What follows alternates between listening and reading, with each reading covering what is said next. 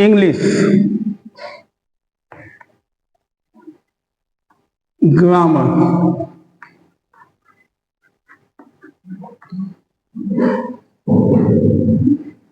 English grammar के अंतर्गत आज हम बेस, अंग्रेजी का जो बेस होता है उसके बारे में हम जानेंगे।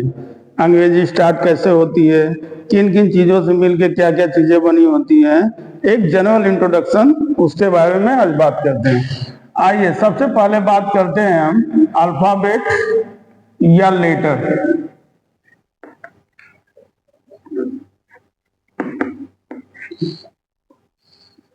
इंग्लिश लैंग्वेज में टोटल लेटर्स की संख्या होती है 26। लेटर्स होते हैं 26। अगर इन्हीं लेटर्स को अगर एक सिस्टमेटिक क्रम में रखा जाए तो इसी को क्या कहते हैं, अल्फाबेट कहते हैं। अगर आपसे कोई पूछ दे बी क्या है तो आप सीधे सीधे बोलोगे बी लेटर। आपसे पूछ दे ई क्या है तो आप बोलोगे लेटर है। लेकिन अगर इस क्रम में लिखा हुआ हो A B C D E dot dot dot, इसके आगे अगर कोई आपसे पूछता है कि इसे क्या कहते हैं तो आप इसे सीधा सीधा कहिए कि ये क्या होता है, अल्फाबेट होता है। इसके बाद आइए बात करते हैं वावेल की। इंग्लिश लैंग्वेज में 26 लेटर्स होते हैं जिनमें 5 वावेल होते हैं। कौन कौन से? ए, ई, आई, ओ, यू। ये 5 क्या कहलाते हैं? वावेल कहलाते हैं। इन पांचों के अलावा जितने भी बाकी 21 लेटर्स होते हैं इन्हें हम कहते हैं कॉन्सोनेंट। क्या कहते हैं? कॉन्सोनेंट। टोटल 26 लेटर्स जिनमें से 5 वावेल, बाकी जितने भी बचे 21 उन सबको हम क्या कहते हैं? कॉन्सोनेंट कहते हैं। अब देखिए कि ये लेटर ही होते हैं जो पूरी अंग्रेजी भाषा को बनाते हैं। इनके बारे में बात करते हैं कि सबसे पहले हम बात करते हैं वर्ड की। What is a word? Word क्या होता है? तो शब्द क्या होता है? जब 2 या 2 से अधिक लेटर आपस में मिलते हैं तो क्या बना देते हैं? वर्ड बना देते हैं। लेकिन एक कंडीशन है कि वो तब तक वर्ड नहीं होगा जब तक कि उसकी कोई मीनिंग नहीं होगी। जैसे बात करते हैं सी ए टी, ये 3 लेटर मिले सी ए और टी। इसका मतलब हमको समझ में आ गया कि ये कैट है और इसकी हिंदी क्या होती है? बिल्ली होती है। फिर से हम देखते हैं ए सी टी, एक्ट। एक्ट माने कानून होता है। ये भी उन्हीं 3 लेटरों से मिलकर बना हुआ है। तो इसका मतलब है उसी के नीचे हम कहते हैं ए टी सी। तो इसका कोई हिंदी नहीं होता है, इसलिए हम इसे वर्ड नहीं कहेंगे। इसकी मीनिंग होती है इसलिए इसे वर्ड कहा जाएगा। इसकी मीनिंग होती है इसलिए इसे भी क्या कहा जाएगा? वर्ड कहा जाएगा। आफ्टर दैट जब हम बात करते हैं, जैसे कभी कभी हमारे सामने समस्या आ जाती है कि कोई बड़ा सा वर्ड मिल जाता है तो हम उसको पढ़ें कैसे। जैसे देखिए हम एक ऐसे वर्ड की बात कर रहे हैं जिसमें बहुत सारे लेटर्स हैं।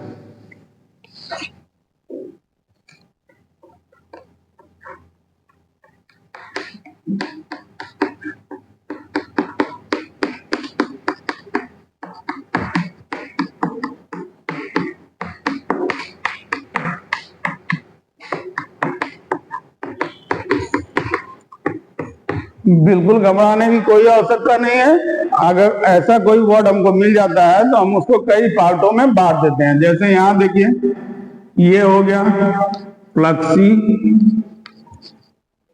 ये हो गया पासिनी, ये हो गया हीली, ये हो गया फीली और ये हो गया फिकेशन। तो अगर वर्ड बड़ा होता है तो बिल्कुल घबराने की कोई जरूरत नहीं है। उसे अपनी सुविधा के हिसाब से कई पार्ट में बांट दीजिए और बांटने के बाद उसे मिला दीजिए। बिल्कुल आसान हो जाएगा किसी वर्ड को रीड करना। आइए इसके आगे हम बात करते हैं। आज का हमारा मेन टॉपिक है पार्ट्स ऑफ स्पीच।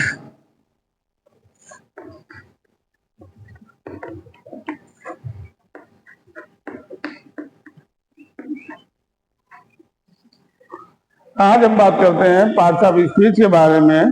तो पार्ट्स ऑफ स्पीच सबसे पहले जानिए कि पार्ट्स ऑफ स्पीच कहते क्या हैं। स्पीच माने होता है बोलना या भाषण, और अक्सर भाषण में या बोलने में हम किसका प्रयोग करते हैं? सेंटेंस का प्रयोग करते हैं।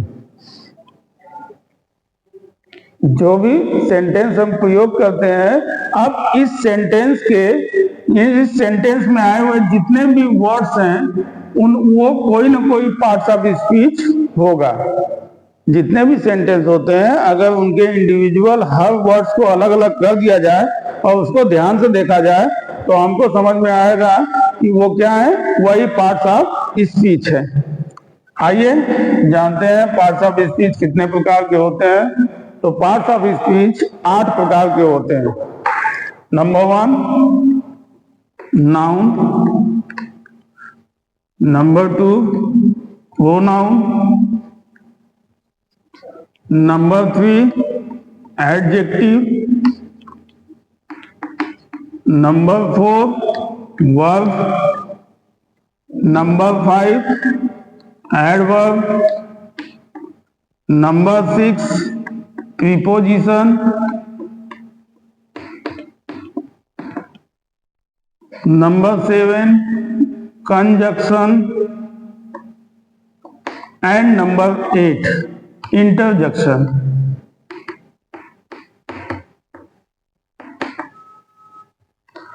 ये टोटल 8 पार्ट्स ऑफ स्पीच होते हैं। अंग्रेजी भाषा में ये टोटल 8 पार्ट्स ऑफ स्पीच होते हैं। इसका मतलब है कि जब कभी भी हम किसी सेंटेंस को देखते हैं और उसमें हम फाइंड आउट करने की कोशिश करते हैं तो हमको इन्हीं 8 में से कोई ना कोई चीज मिल जाएगी। आइए बात करते हैं सबसे पहले नंबर नाउन की।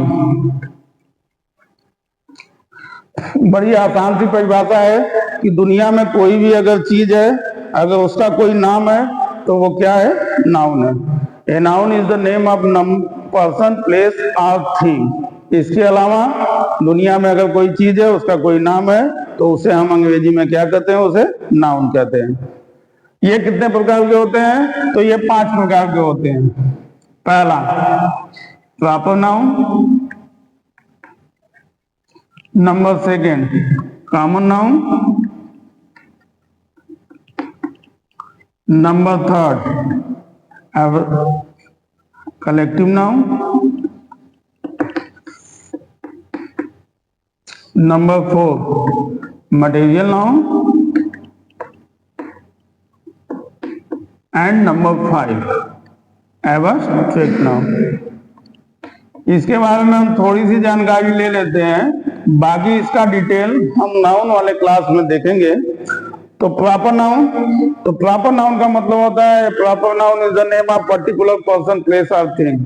किसी विशेष व्यक्ति, वस्तु या स्थान के नाम को प्रॉपर नाउन कहा जाता है। कॉमन नाउन हर वो कॉमन सी चीज, जैसे बॉय हो गया, गर्ल हो गया, मैन हो गया, वुमेन हो गया, ये सारी चीजें कॉमन नाउन के अंतर्गत आती हैं। जब कभी एक से ज्यादा संख्या की बात होती है, जब कभी क्राउड की बात होती है, भीड़ की बात होती है, तो हम उसमें कौन से नाउन का प्रयोग करते हैं? कलेक्टिव नाउन का। दुनिया में जितने भी मेटल्स हैं, जितने भी खाने पीने वाली चीजें हैं, वो सारी चीजें मटेरियल नाउन के अंतर्गत आती हैं। एब्स्ट्रैक्ट नाउन वह नाउन है जिसे हम देख या छू नहीं सकते हैं, केवल जिसे हम महसूस कर सकते हैं, वो चीज आती है एब्स्ट्रैक्ट नाउन के अंतर्गत। Number 2 pronoun. प्रोनाउन की आवश्यकता हमें कब पड़ती है? जैसे हम बार बार संज्ञा का नाम लेते हैं तो सेंटेंस में देखने के बाद वो अच्छा नहीं लगता है। तो जब संज्ञा के स्थान पे हम किसी शब्द का प्रयोग करते हैं तो उसे अंग्रेजी में हम क्या कहते हैं? प्रोनाउन कहते हैं। इसकी डिफिनीशन होती है a pronoun is a word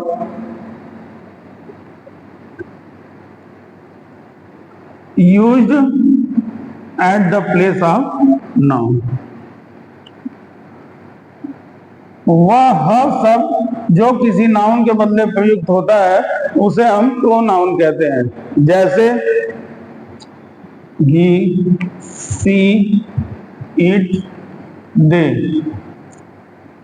I we you it, ये सभी क्या कहलाते हैं? प्रोनाउन कहलाते हैं। प्रोनाउन के अंतर्गत हमें दो और चीजों को जानने की आवश्यकता होती है। वो दो चीजें हैं,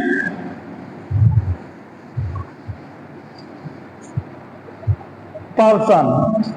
पर्सन कितने होते हैं? तो पर्सन के बारे में बिल्कुल स्पष्ट रहिए। पर्सन तीन प्रकार के होते हैं। पहला होता है फर्स्ट पर्सन, दूसरा होता है सेकंड पर्सन और तीसरा होता है थर्ड पर्सन। यही तीन पर्सन होते हैं। फर्स्ट पर्सन के अंतर्गत आई और वी, सेकंड पर्सन के अंतर्गत यू, थर्ड पर्सन के अंतर्गत ही, सी, इट और दे।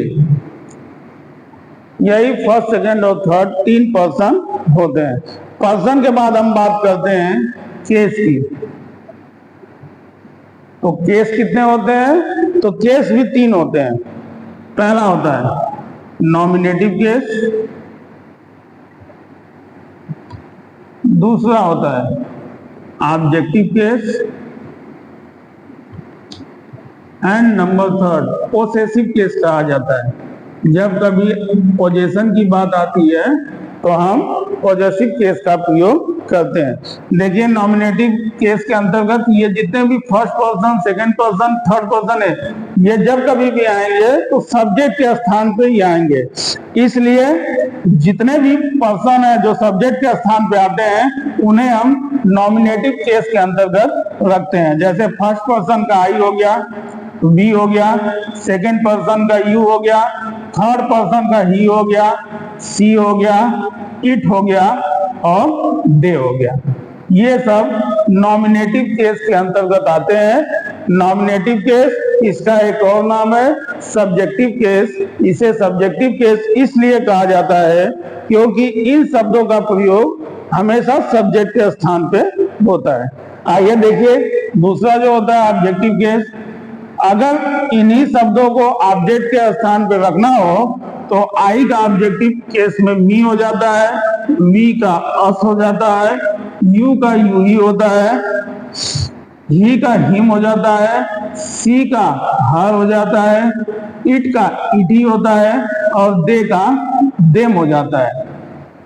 नंबर थर्ड पोसेसिव केस हमेशा अपने अधिकार की बात करता है तो आई के साथ माई या कभी कभी माइन का प्रयोग होता है। वी के साथ आवर का, यू के साथ योग का, ही के साथ हिज का, सी के साथ हर का और इट के साथ इट्स का तथा दे के साथ देम का प्रयोग होता है। Nominative case, objective case, possessive case. यानी अगर सब्जेक्ट के स्थान पर किन्हीं शब्दों को लिखना है तो इन्हीं में से किन्हीं एक शब्दों को लिखना होगा। अगर ऑब्जेक्ट के स्थान पर लिखना है तो इन्हीं में से किसी एक शब्द को लिखना होगा। और जब अधिकार होती है मेरा, हमारा, तुम्हारा, उसका, उसकी, उसके, इन शब्दों का प्रयोग किया जाता है तो उसके स्थान पे इन शब्दों का प्रयोग होता है। आइए नंबर थर्ड एडजेक्टिव।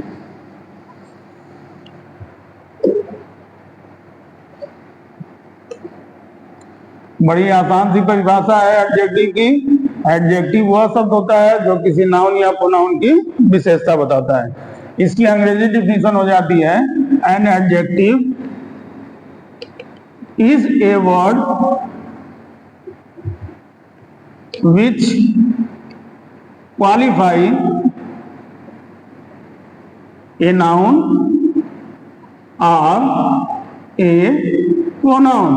सेंटेंस में आए हुए नाउन या प्रोनाउन की विशेषता बताने वाला जो शब्द होता है उसी को हम क्या कहते हैं? एडजेक्टिव कहते हैं। जैसे अगर हमको किसी लड़की को सुंदर कहना हो तो उसके लिए हम अंग्रेजी शब्द ब्यूटीफुल का इस्तेमाल करेंगे। तो ब्यूटीफुल कौन है? लड़की है। किसकी विशेषता बता रहा है? लड़की की विशेषता बता रहा है। इसलिए ये कौन सा पार्ट ऑफ स्पीच हो गया? ये एडजेक्टिव हो गया। जैसे अगर लड़कों के लिए कहना हो कि बहुत स्मार्ट सा लड़का है तो हमने एक शब्द इस्तेमाल किया स्मार्ट। स्मार्ट माने भी सुंदर होता है, तो ये भी स्मार्ट कौन सा पार्ट ऑफ स्पीच है? एडजेक्टिव है। किसी को कहना हो कि वो अच्छा है, तो अंग्रेजी में हम गुड शब्द का इस्तेमाल करते हैं। तो गुड किसके लिए प्रयोग होगा? या तो किसी लड़के के लिए, या तो किसी लड़की के लिए, या तो किसी इंसान के लिए। तो हम उसके लिए किस शब्द का इस्तेमाल करेंगे? तो ये उस इंसान की, उस लड़के की, उस लड़की की विशेषता बताएगा कि वो अच्छा है। तो ये जो अच्छा शब्द हो गया, जिसकी अंग्रेजी गुड हो गई, इसे हम कौन सा पार्ट ऑफ स्पीच कहेंगे? एडजेक्टिव कहेंगे। नंबर 4, आइए बात करते हैं वर्ब की।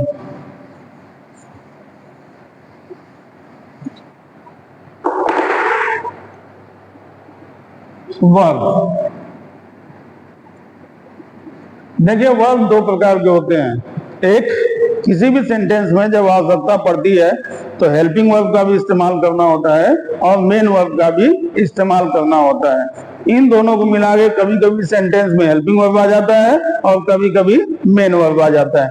आइए हम बात करते, देखिए अंग्रेजी लैंग्वेज में टोटल हेल्पिंग वर्ब की संख्या कितनी है? 24 है।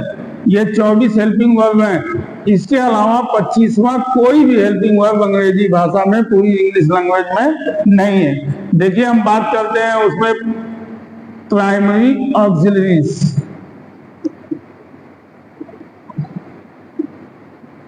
इसके अंतर्गत is, am, are, do, does, has, have, did, was, were, had, इन्हीं सब का इस्तेमाल करते हैं। किसके अंतर्गत? प्राइमरी ऑक्सिलरीज के अंतर्गत। इनकी संख्या होती है 11। बाकी जो 13 होते हैं उन्हें हम अंग्रेजी में कहते हैं मॉडल्स। मॉडल्स, इसके अंतर्गत देख लीजिए, जैसे हम फ्यूचर टेंस का प्रयोग करते हैं तो वहां जो हमारी सहायक क्रिया होती है विल और शैल, इन्हें भी हम मॉडल्स के अंतर्गत रखते हैं। विल का पास्ट फॉर्म होता है वुड, शैल का पास्ट फॉर्म होता है शुड, कैन, कैन का पास्ट फॉर्म होता है कुड, मे का पास्ट फॉर्म होता है माइट। इसके अलावा need, dare, must, use to, ought to,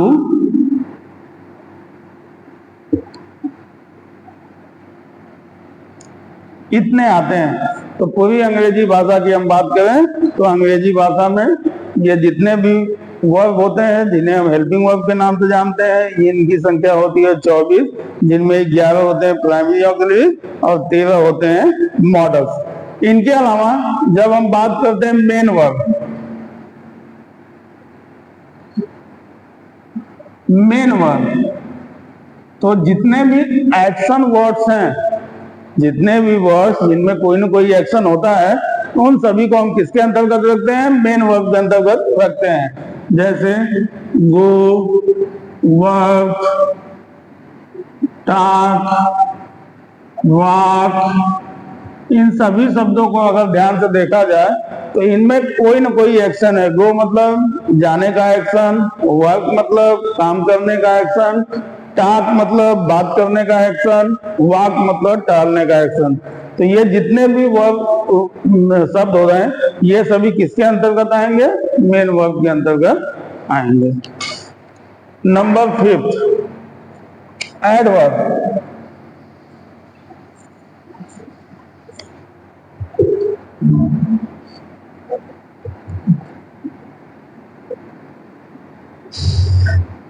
adverb, adverb की परिभाषा होती है कि एडवर्ब वो शब्द होता है जो हमेशा किसी वर्ब की विशेषता बताता है। जैसे अगर इस सेंटेंस को ध्यान से देखिए, ही रन्स फास्ट, वह तेज दौड़ता है। तो ये जो शब्द है ये दौड़ने की विशेषता बता रहा है कि वो कैसा दौड़ता है, तो तेज दौड़ता है। तो यही जो शब्द है, यही अंग्रेजी में इसी को हम क्या कहेंगे? एडवर्ब कहेंगे। Number 6, preposition. देखिए कि जैसा कि इसका नाम से ही स्पष्ट है कि यह वह शब्द है जो प्री मतलब पहले, पोजीशन मतलब स्थिति, इसकी स्थिति क्या होती है, पहले होती है। तो किसके पहले होती है, तो यह हमेशा किसी नाउन या प्रोनाउन के ठीक पहले आएगा, नाउन या प्रोनाउन के ठीक पहले आएगा, और जब आएगा तो उसका संबंध वाक्य में दूसरे शब्दों से कराएगा। Number 7, conjunction. कंजक्शन का मतलब होता है जोड़ना। तो जोड़ना मतलब क्या जोड़ता है, तो कंजक्शन वह शब्द होता है जो वर्ड को वर्ड से, फ्रेज को फ्रेज से, क्लास को क्लास से और सेंटेंस को सेंटेंस से जोड़ने का काम करता है। जैसे आप हमेशा इस्तेमाल करते हो एंड का कभी भी इस्तेमाल करते हो तो उसके पहले एक नाउन या उसके बाद एक नाउन, या उसके पहले एक प्रोनाउन उसके बाद अगला प्रोनाउन, या यहाँ पे नाउन यहाँ पे प्रोनाउन, चाहे यहाँ पे प्रोनाउन यहाँ पे नाउन। तो एंड शब्द क्या करेगा, शब्द को शब्द से, सेंटेंस को सेंटेंस से, फ्रेज को फ्रेज से, क्लास को क्लास से जोड़ने का जो काम करता है वही कंजक्शन करता है। देखिए नंबर 8, इंटरजेक्शन। तो इंटरजेक्शन वह शब्द होता है जो मन में आने वाली अचानक से जो फीलिंग और इमोशन होती है उसी को प्रकट करता है, और इन्हें हम शब्दों के माध्यम से प्रकट कर सकते हैं। जैसे ओ, आहा, हाँ, हुर्रा, फाई फाई, एलास, ये जितने भी शब्द हैं ये सभी क्या कहलाते हैं, इंटरजेक्शन कहलाते हैं। ये जब कभी भी आते हैं तो इनके साथ हमेशा नोट ऑफ एक्सक्लेमेशन या एक्सक्लेमेटरी मार्क का प्रयोग निश्चित तौर पे किया जाता है।